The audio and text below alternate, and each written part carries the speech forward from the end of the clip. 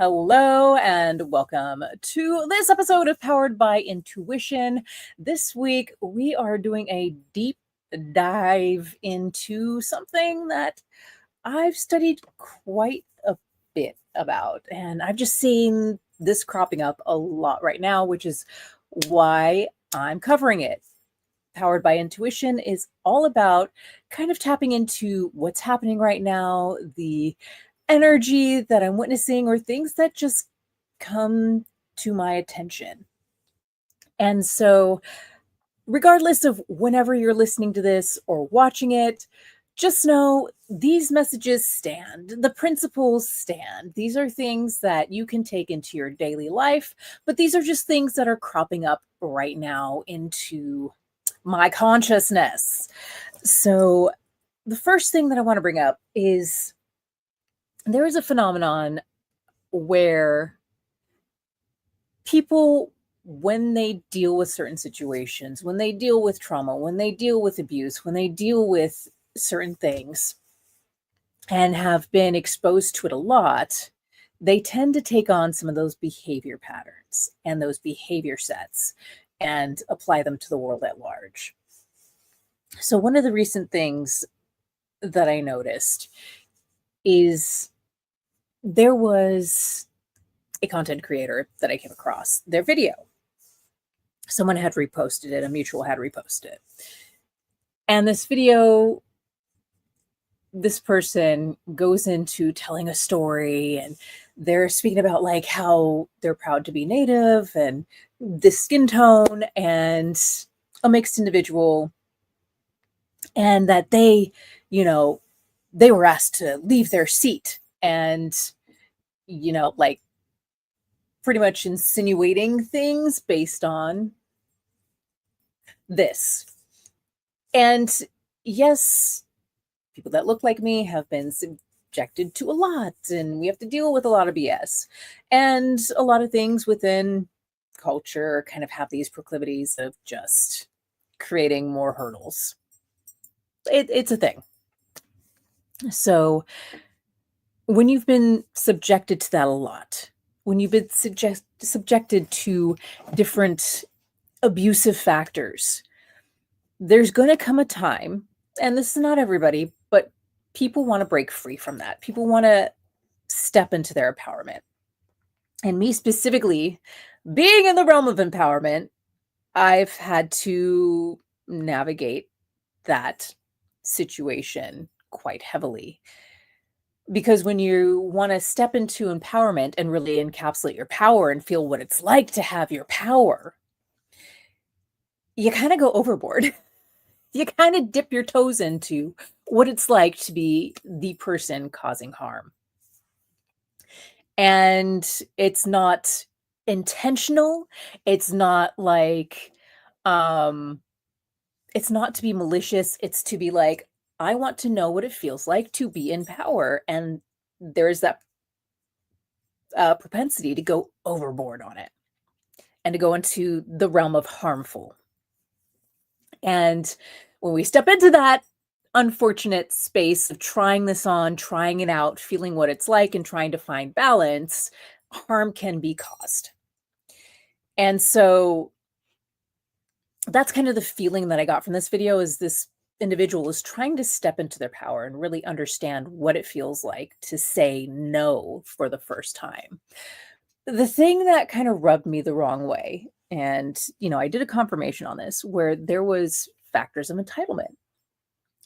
And it's like, when it comes to these situations, it's good to do it in a safe space with people that you trust, with people that you know, with people that aren't going to sell you out on like totally kissing your behind and sabotaging you in the end, which sabotages your mental health because you don't have a balanced view of what it's like to listen to other people that maybe want to help you to be accountable so you don't make an ass of yourself.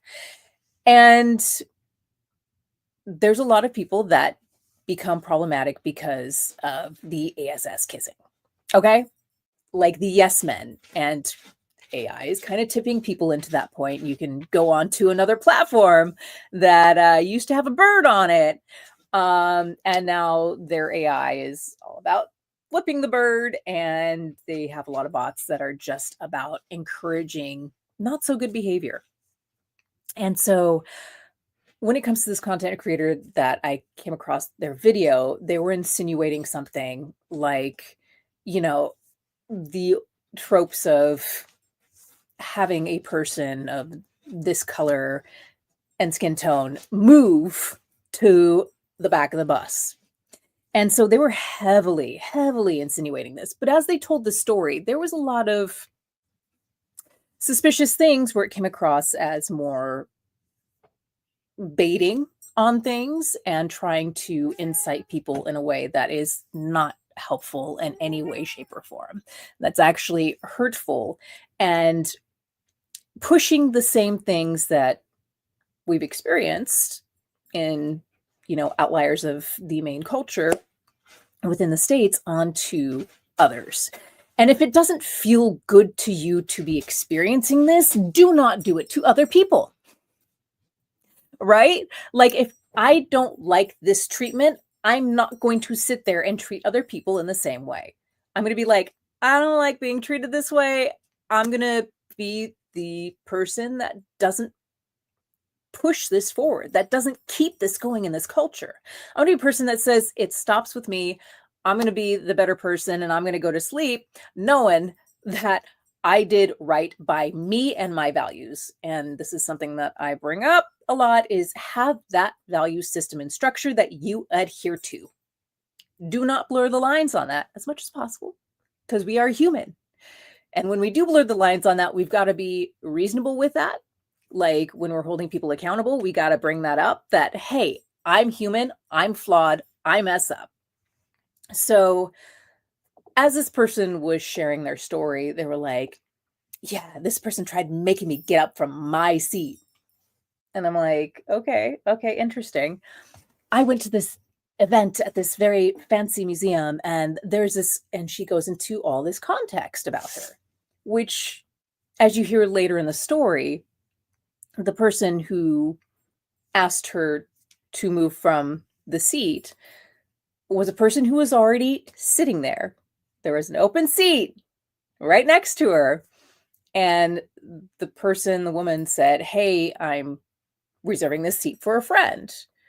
And the lady did not check with her as she goes through the story. She just took the seat. She just took it. She didn't ask, hey, is this seat open to anybody around the seat? She just took it. And then when the lady turns and goes, hey, I was kind of saving that for a friend, she's like, well, you're not reserving this seat. Nobody's allowed to reserve seats. And I'm just like, okay, well, here's the situation right there.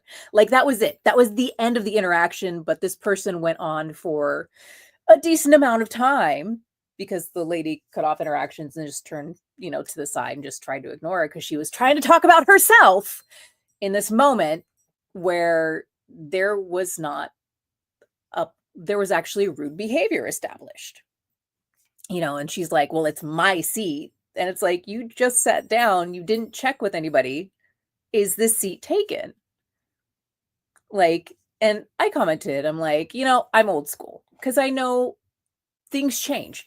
People these days are not polite in that way. Like, I've had people reach in front of my face in the grocery store, and I'm like, excuse me, like, do you feel good doing that or having that done to you? Like, what is going on here? But these are cultural shifts, and I understand and I acknowledge that, right? Like, it sucks. It's unpleasant. It's uncomfortable for me. I don't like people in close proximity to me. I'm that type of person where I like my personal space. Okay, thank you very much. But that, it's a shift in culture. So if you don't understand that, it's going to cause conflict. And that's okay. Like, the moment's happened, it's past. So I mentioned, I'm old school, but usually I acknowledge I'm old school, right? Like, I have these protocols that are indicative of my upbringing. She probably hasn't had that. I'm not going to assume that this person has had that upbringing. Okay. So I'm like, I'm old school. I usually check with people around the seat when I sit down to be like, hey, is this taken or not? Clearly, that didn't happen. But to try to, insinuate that this woman tried to get you to move your seat, it wasn't your seat in the first place. It wasn't reserved for you. You acknowledge that there is no seat reservations there, right? So why the entitlement? Why the baiting?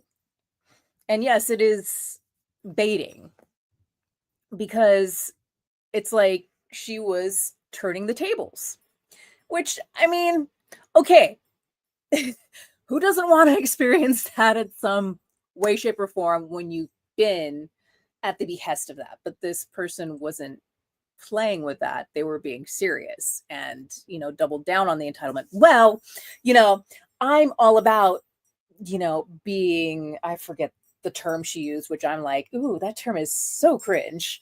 So I'm not going to use it here, but basically she said, yeah, I'm all about being polite, but the person pointed that seat to me. She acknowledged there was another open seat there, by the way.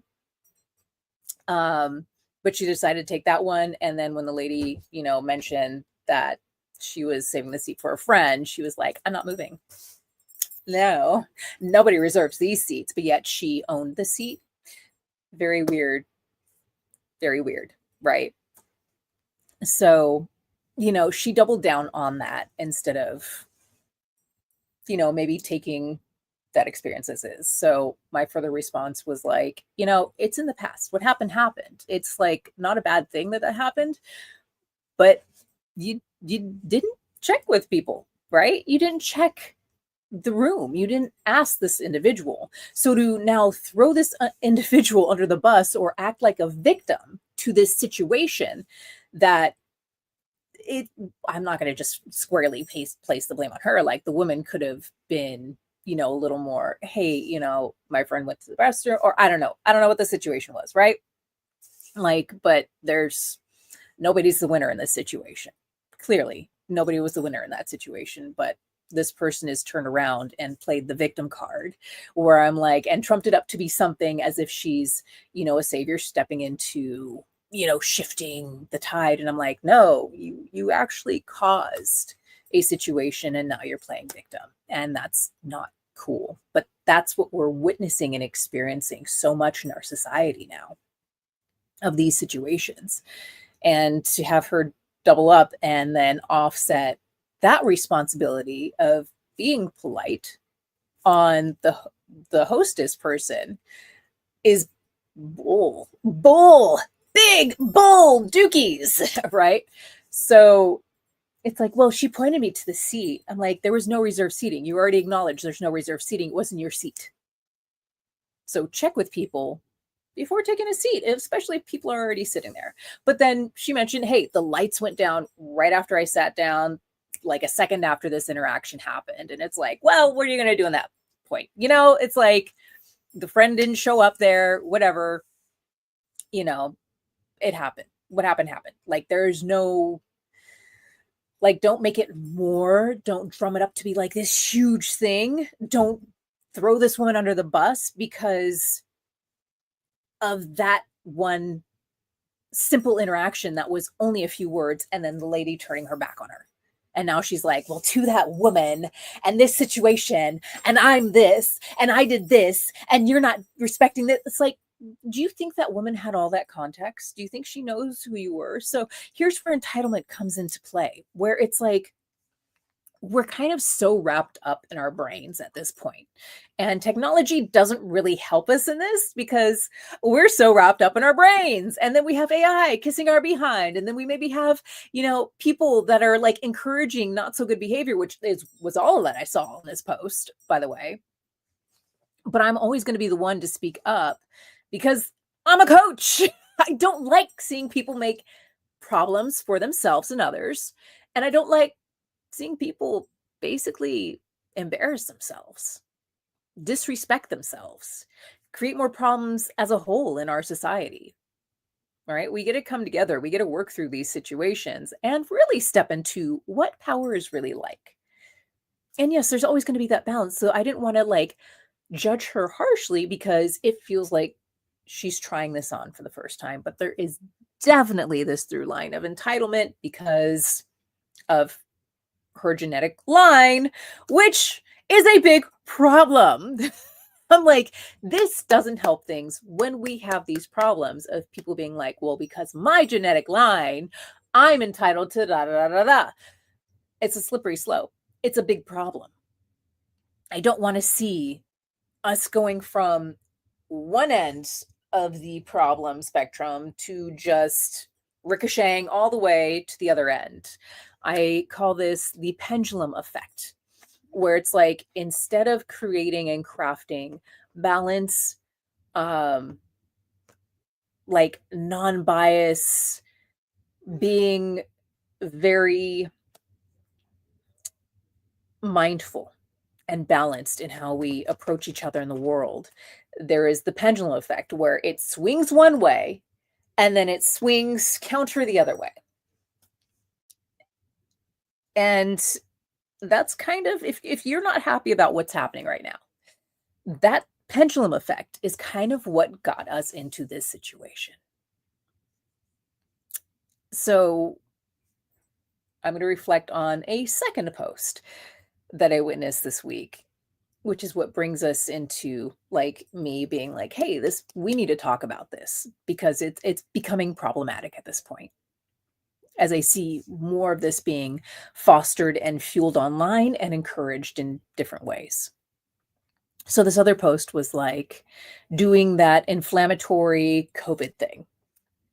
And what I mean by that is this is exactly what caused the problem that we are in right now, that pendulum effect, where they did a post which was verbatim stuff that I saw during COVID. If you don't vaccinate your kids, you're a bad parent, and it's considered neglect.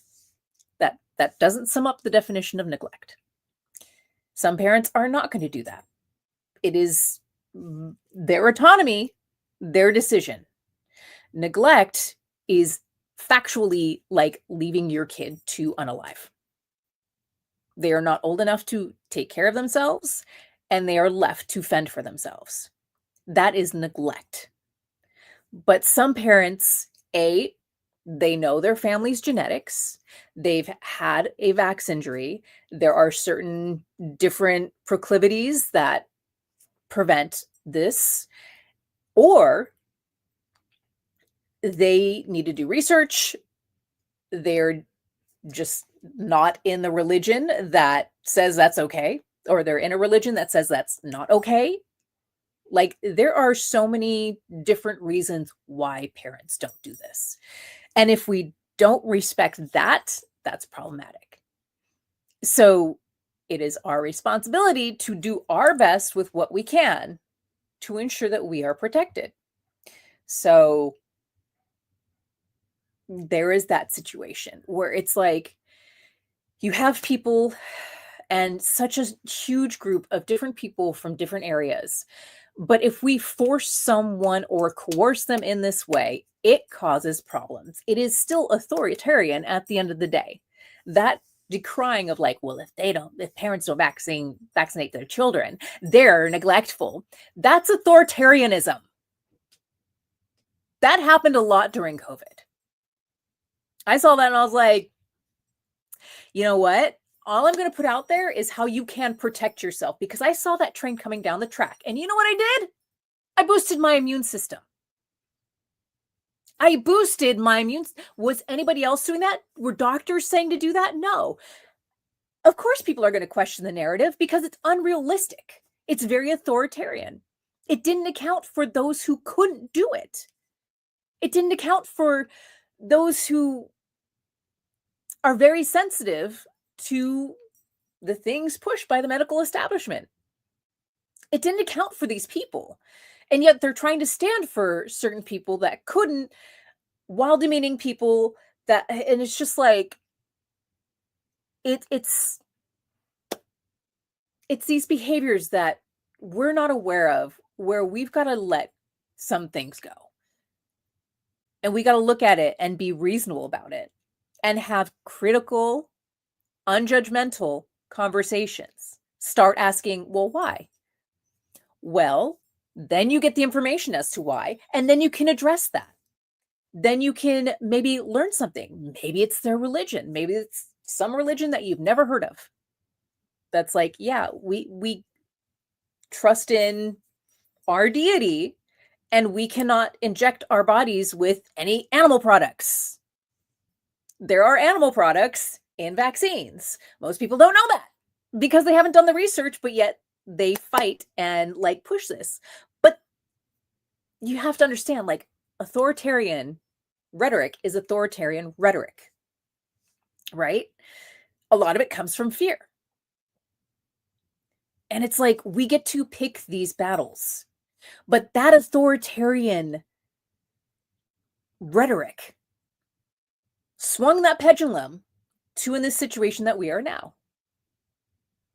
It swung the pendulum because now people are like, oh, I'm pushing back 100%. And they use the same logic. Right back. It didn't solve the problem, did it? It made the problem worse. So that's why when we're really stepping into our power, we're stepping into that space of being uncomfortable.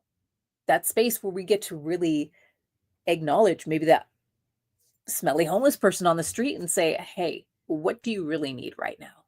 I need money. No. What do you really need right now? Like when I've had a conversation with a homeless person, a woman who, you know, she had some mental health stuff going on, not for me to judge. But she, as we conversed, she was like, I really want to get back into poetry. Guess what? I had a notebook and a pen, and I'm like, took out my pages that I had already written on. I was like, this is for you. Go make your poetry. Get it out there. Don't let anything stop you. Simple as that. As simple as that. You change a person's day. You can change their entire life. But we have to have those critical conversations and not let fear in the way. Let's start talking about fear, because I've addressed that in this space. Fear is a lot of what's behind authoritarianism. Fear of not looking good, fear of being judged, fear of the unknown. It's about authoritarianism is about control. It's about control. And control comes from a space of fear. Because if you're scared of the unknown, you're going to want to control what you can. If you're scared of a person acting human and acting out of this preconceived character of how a person should be or should look or should, it gets scary for some people, especially those who have narcissistic tendencies. And so that fuels a self-victimization because they're scared of this. They're scared to be looked upon as imperfect, as not good enough. And there's another aspect of fear where it's called fawning. And this harkens back to the beginning statements of not becoming the abuser.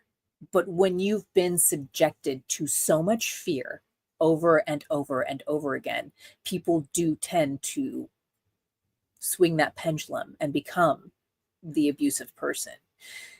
And that aspect of fear is called fawning. And I feel like there is going to be some interesting information that comes out. Seeing certain people support a certain individual, knowing that those people have been subjected to certain forms of abuse and have now supported something that is exactly what they've been subjected to, they fawned. So fawning is essentially Stockholm syndrome. It's where there's a level of empathy that you can have for an abuser where you're like, I know that you come from an abusive situation, but there is a line where you have to say it's not okay. You get to acknowledge the harm that is perpetuated. Now, the empathy comes in to change that behavior, to get them to stop, to get them out of that situation, to make sure that no others are harmed.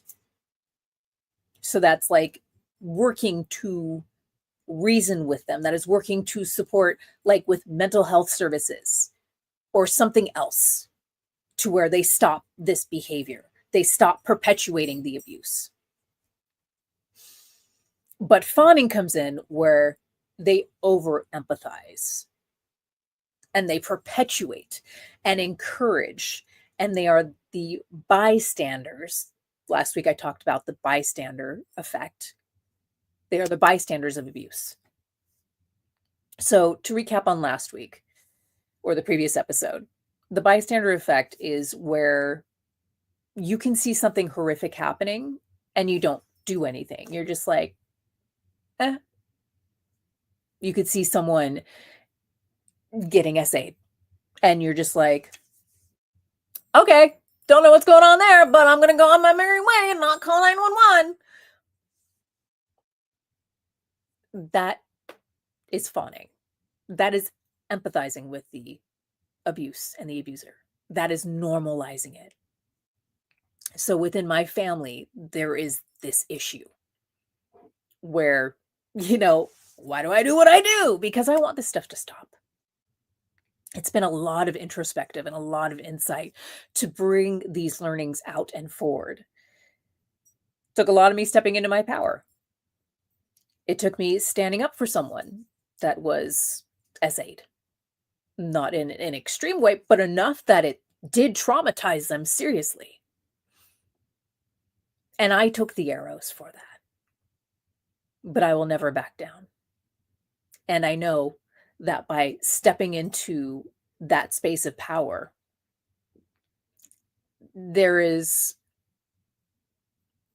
you become un-F-withable when you really know what power is.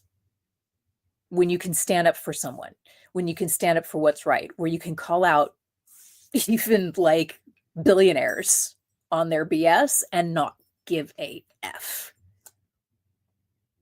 Because you're about your values and you're about making sure that people aren't making an ass of themselves, that they are doing right by others, that they're able to have healthy relationships, these sorts of situations. Because it's not about me. It's about, hey, let's make actual healing in the world. Let's make it so within that relationship of creating that healthy relationship that you're not dragging in the drama and the BS from your upbringing or previous relationships, and those kids that you've had can know what a healthy relationship is like, and you guys can coexist and work together without all of the drama. And so that you can make incredible things in the world, that you can do betterment in the world, that you can really step into your power and purpose, right? It's paying that forward. But harkening back to what's happened within my family, there's been severe issues. And there has been some people that are just like, whatever. And I'm like, no, we're going to put the real word on this. And that word is a heavy word. And we're going to call out what is being avoided and danced around in this space. And you just need to hit it on the head. We're not going to play this game anymore. If this individual did this, they are a period. Don't play with it. Don't dance around it. Don't do this BS charade. Like, be present with this. Don't be afraid to call it out in the space. Like, my mom spouted off some racist stuff. I didn't sit there and be like, just no, I went, well, that's racist. And then the other individual in the space also used their voice and spoke up and was like, yeah, that was really weird. That was not okay. Did it happen again? No. Did we break down some barriers that day? Heck yes.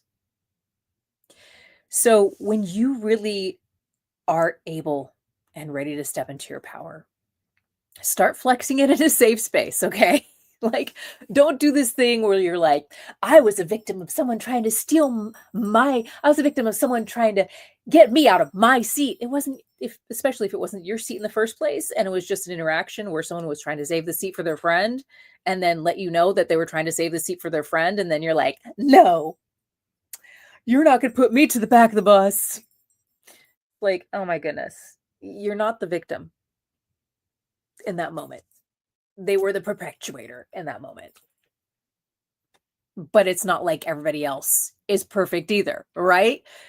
And that's where the balance comes in. It's like, we're not perfect, but we can open up. We can look at the situation and go, you know what? Maybe I shouldn't send the internet on that person and be a complete a-hole and act like a victim. And that's the other thing. The self-victimization is just like, come on.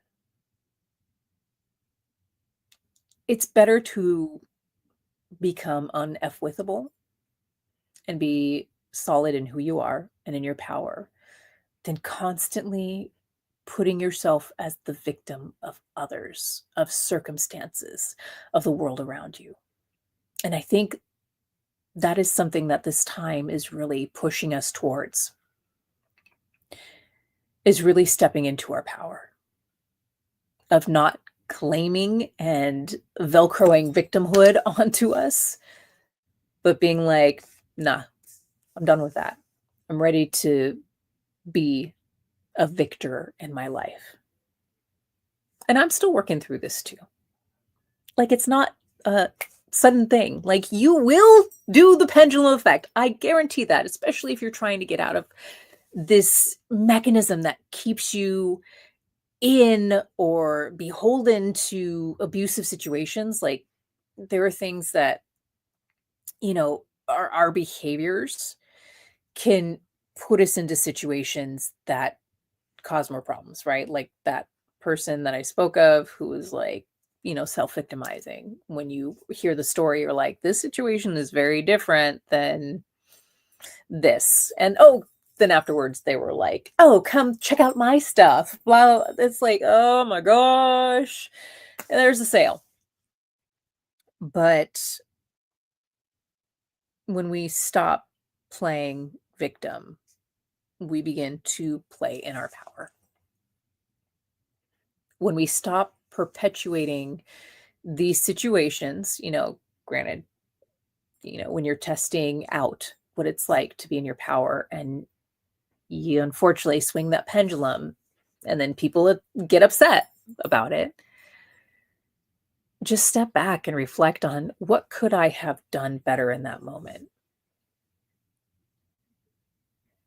What could I have done to prevent that from happening? It's not about them. What could they have done? That person did this and they did that. It's about, what could I have done in that moment? Sometimes there's there's nothing you can really do. Like, I was in a severe auto accident and I was in an Uber and the driver was a great driver, but there was a psycho plowing down the street in a Maserati.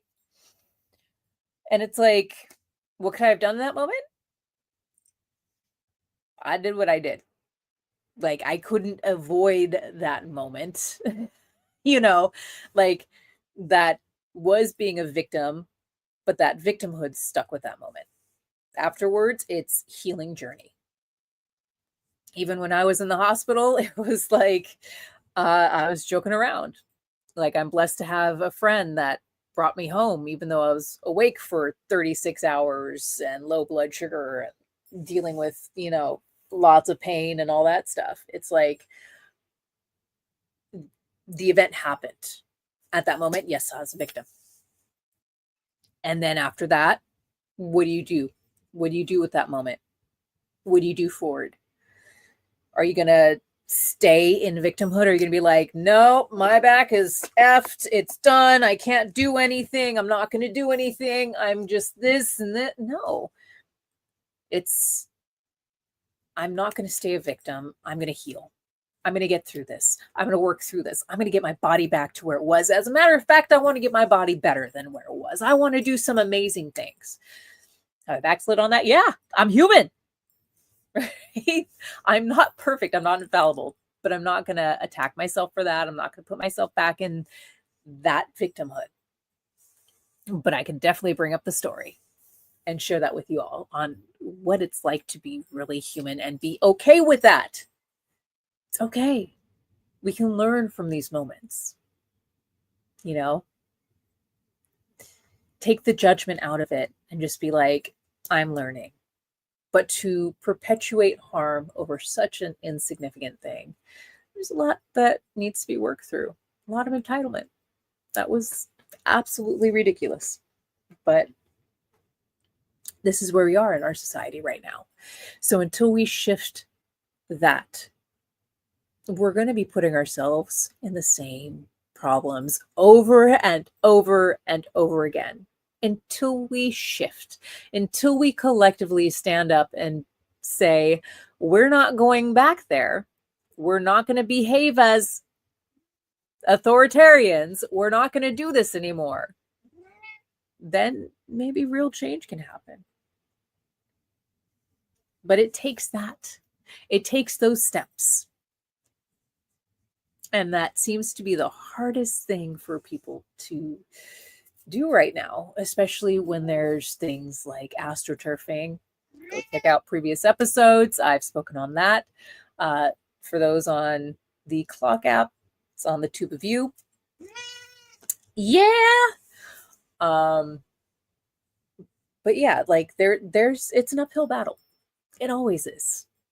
Like, I mean, it's not always. Okay. I'm going to call myself out on that. It's not always. But more often than not, it's work. It takes work. It takes time. It takes patience. It takes self-care. It takes self-reflection. It takes looking into the darkness and seeing what's peering back at you and being okay with that and being like, yeah, mother effer. I know. That's when you know you're un-F-withable. Yes, you are the darkness. And it has green eyes. So I hope that's helped. I hope that helps people to kind of realize that some of these situations don't have to happen. And sometimes we act authoritarian when we are scared. And we need to check in with ourselves and be like, am I just being scared? Am I being ridiculous? Am I making assumptions? A whole lot of assumptions in that previous video where it's like, I assume you should know that I'm this. I assume that you should know that I'm like, girl, she doesn't know a dang thing about you. You way too high on your high horse. So yeah, canceling the assumptions. The assumptions do come up from a space of fear or even just manipulation. Let's not perpetuate assumptions about people. Let's come together and really get to know each other. Get to know our neighbors. Get to have these critical conversations so that we can understand what's really happening out there. And it takes stepping out. And it's be challenging, especially for someone who's more introverted than extroverted. I'm an ambivert, actually. But yeah, it takes time. So don't get hard on yourself. If you make a mistake, if you get called out on it, do that self-reflection. But don't judge yourself harshly. Just be like, I could do this better. And then if you mess up again, it's like, okay, let's do that reminder. Get back in the saddle. Do it again. All right. Now I'm closer to calling myself out on it in a tension moment. Like it takes that progression. So, and then the timeline collapses to where in the moment you're able to handle it in the best way possible. It just takes practice. That's it. So thank you all for joining. Thank you for listening to this episode of Powered by Intuition. I'm going to close things off on the tube and I'm going to come over here to the Clock app and we will have a discussion. So if you want to hop on over, feel free to. All right. Bye.